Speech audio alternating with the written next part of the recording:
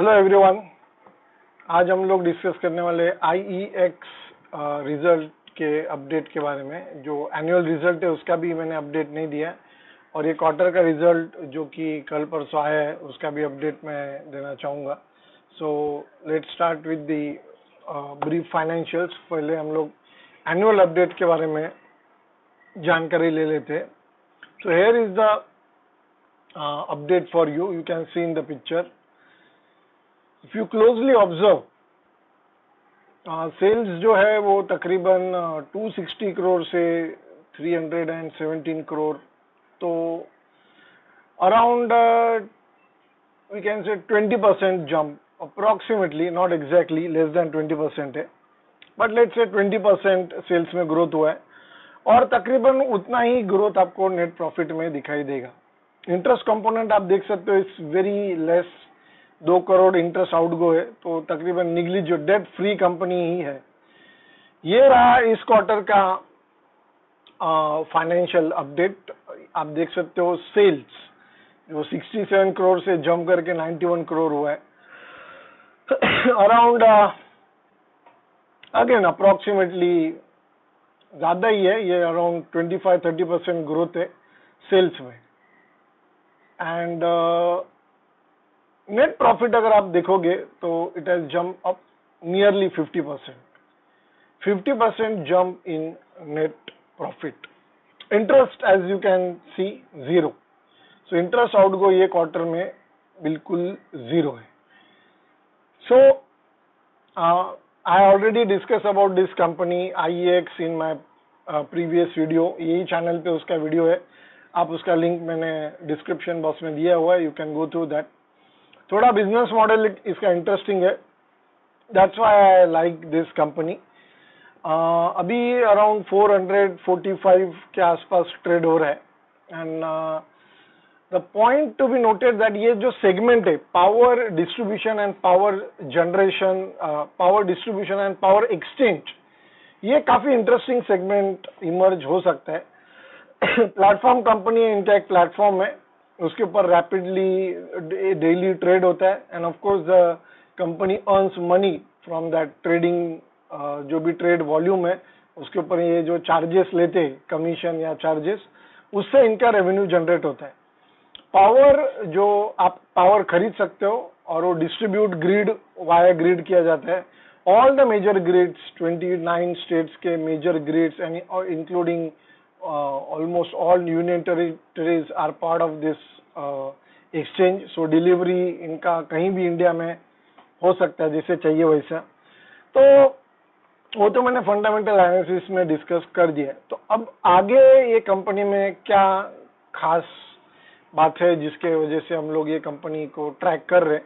The reason being, government is about to introduce a major power reforms in this parliament session itself. तो और power reforms क्या है, अब थोड़ा मैं यहाँ पे कुछ न्यूज आर्टिकल्स के आपको पेजेस दिखाऊंगा। डिस्कॉम मैंने पहले डिस्कस किया वीडियो में कि discom is one of the pen points and that's why जो डिस्ट्रीब्यूशन है, पावर डिस्ट्रीब्यूशन, उसमें काफी चैलेंजेस है इंडिया में। और गवर्नमेंट का ये जो भी स्कीम्स वो लॉन्च करते हैं उनका एक क्लियर मोटिव और ऑब्जेक्टिव ये, how to reduce the losses in distribution so that the distribution efficiency India में काफी इंप्रूव हुआ ओवर द इयर्स, बट अभी भी सिग्निफिकेंटली लो है। Efficiency of distribution is relatively low. मैंने नेशनल पावर पोर्टल पे जाके भी कुछ टर्म्स को समझने की कोशिश की है कि how our billing efficiency, collection efficiency is relatively less as compared to other countries in the world. तो कलेक्शन इफिशिएंसी अगर अपने को बढ़ाना है तो ultimately you have to rely on efficient market models. आने वाले दिनों में स्मार्ट मीटरिंग और जो स्मार्ट डिवाइसेस है, डेटा एनालिटिक्स, इसका इंट्रोडक्शन ये डोमेन में हो भी गया होगा। स्मार्ट मीटरिंग भी चालू है बट वो बहुत ही लिमिटेड पैमाने पे अब तक लॉन्च हुआ इंडिया में, but in coming years that will be one of the major development in this sector. और इस वजह से एक्सचेंज जो है पावर का वो बढ़ने के चांसेस ऑब्वियसली बढ़ जाते हैं। तो इस पार्लियामेंट सेशन में government is going to bring a very important bill that will revamp the complete way of distribution. जैसे मुंबई है, तो मुंबई में ऐसा है कि आपको आपका पावर सप्लायर चूज करने का फ्रीडम है। टाटा, अदानी या बीएसईएस, ये तीनों जो डिस्ट्रीब्यूटर है उसमें से आप चूज कर सकते हो। अगर आपको लगता है कि ये इनके चार्जेस ज्यादा है या ये सही से सर्विस नहीं दे रहा है, यू कैन स्विच। जैसे हम लोग नंबर पोर्टेबिलिटी है मोबाइल में, वो हम लोग स्विच कर सकते हैं। अगर आपको सर्विस अच्छा नहीं लगा, you can switch to other operator. तो ऐसा ही वो पावर में लाने की कोशिश कर रहे हैं। इस वजह से जो डिस्ट्रीब्यूटर अच्छे से डिस्ट्रीब्यूट कर पाएगा, सर्विस दे पाएगा कस्टमर को, उसी की तरफ लोग अट्रैक्ट होंगे। तो this one of the major reforms are on just on the verge of getting implemented. So that's why this जो वैल्यूएशन है वो भी थोड़ा ज्यादा ही होगा कंपनी का, क्योंकि ये is the only player, is the only company in this domain. और ये रिन्यूएबल एनर्जी की तरफ जो इंक्लिनेशन आया है उसका, क्योंकि renewable energy is always decentralised. जैसे सोलर पावर है, अगर छोटे छोटे सोलर कहीं अपने सोलर पैनल से या वहां पे कोई जनरेट कर रहा है इलेक्ट्रिसिटी यूजिंग सोलर एनर्जी, तो उसको अगर ग्रिड में लाना है, again this thing comes into picture, because it's a trading platform. आपको कहां से कुछ खरीदना है power, you have to come to this platform. So that is how it is. अब रिफॉर्म्स तो जैसे इंप्लीमेंट होंगे that we will track. So मैंने ब्रीफली बता दिया है कि इलेक्ट्रिसिटी अमेंडमेंट बिल लाया जा रहा है 2021, which aims to de-license power supply, allowing multiple distributors in same area and giving consumers option to switch power suppliers, जैसे मैंने कहा। एंड ये ऑलरेडी ये जो सेशन है इसमें इंट्रोड्यूस करने का प्लान है गवर्नमेंट का। सो that makes this all the scenario very interesting. थोड़ा मैं शेयर होल्डिंग के ऊपर भी इसके नजर डाला है आईएक्स से काफी दिनों पहले, बट ये बात मैं हाईलाइट करना भूल गया। ये रहा शेयर होल्डिंग पैटर्न ये क्वार्टर का। यू कैन सी बहुत सारे शेयर होल्डर्स है इसमें institutional. You can see lot of mutual funds have invested in this company. Mutual fund holding is around 15.5%।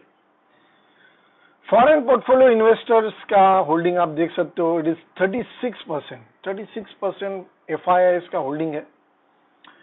Closely अगर आप एफआईआई को देखोगे तो you will spot lot of FIIs are there. Fidelity है, Indus India investment है और बाकी सब फंड है।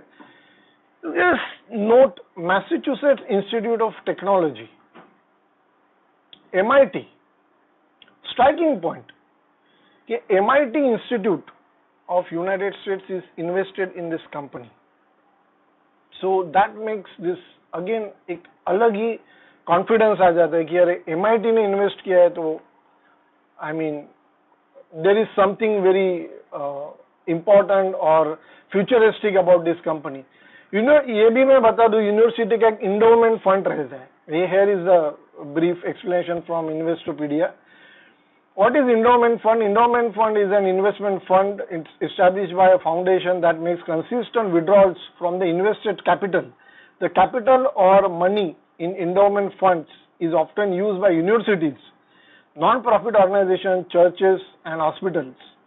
तो ये एक ऐसा इन्वेस्टमेंट है कि profit, of course it is for profit, but एकदम लॉन्ग हराइजन रख के इन्वेस्ट किया गया है। एमआईटी का अपना एक इन्वेस्टमेंट आर्म है, वो they have invested in this company. So again that makes the company much more interesting and valuable.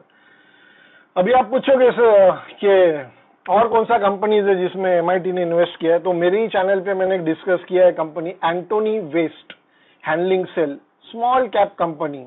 अभी कुछ 900 करोड़ 960 करोड़ के आसपास मार्केट कैप है। ये कंपनी में एमआईटी ने इन्वेस्ट किया है एंड अराउंड 6% स्टेक एमआईटी ने लिया है। So I discuss this Antony Waste long back, it was around trading around 250, now it is trading around 340 350। Interesting company है। और ये जो इकोनॉमिक, सोशल एंड गवर्नेंस, ये जो थीम है ESG, वो थीम में मोस्टली यूनिवर्सिटीज इन्वेस्ट करना चाहेंगे, बिकॉज ये सोशली रिस्पॉन्सिबल ऑर्गेनाइजेशंस में ही ऐसे इंस्टीट्यूशन इन्वेस्ट करते हैं. So that was about the brief update about IEX. और जैसे ये पावर रिफॉर्म्स आगे आएंगे, ड्राफ्ट आएगा, पास होगा, तो we will definitely discuss about that.